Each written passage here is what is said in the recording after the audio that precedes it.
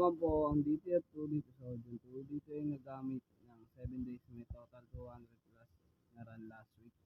Printer head, yung white, ang last palit ng white ay ng July 2024. Yung colored po ay December 26, 2024. Clean.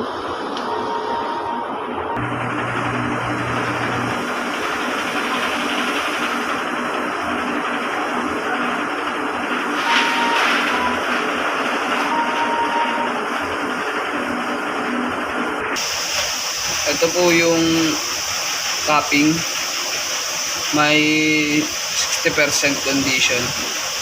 Check.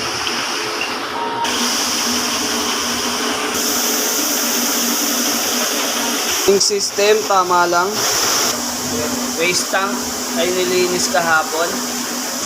Ito po yung ABR. Naman po ang stock sa Tanyos. Asop na kulang po kami ngayon sa powder. Ito po ang nagamit ko, resin powder 6. 6 din sa white ink. Isa naman sa yellow. Ito naman po yung daily output. Ito naman po yung daily checklist.